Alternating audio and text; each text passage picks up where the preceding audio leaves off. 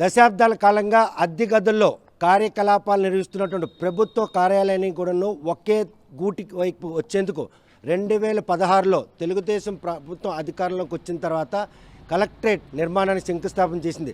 దశాబ్ద కాలం అనంతరం మళ్ళీ 2026 మార్చి నాటికి ఈ సొంత గూటికి మాత్రం అందరూ చేరే పరిస్థితి. మొత్తం 83 ప్రభుత్వ శాఖలు ఒకే చోట ఉన్నటువంటి ఈ అద్భుత నిర్మాణం ఏ దశలో ఉంది?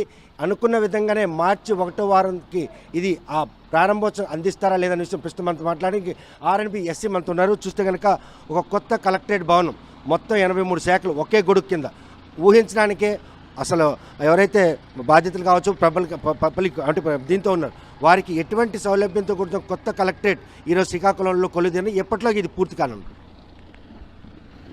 అందరికీ నమస్కారం. ఈరోజు ఉదయం జిల్లా ఇన్ఛార్జ్ జిల్లా మినిస్టర్ గారు అచ్చెన్నాయుడు గారు మరియు జిల్లా కలెక్టరు జేసీ ఆర్డీఓ అందరి సమక్షంలో ఈరోజు కలెక్టరేట్కి విజిట్ చేయడం జరిగింది.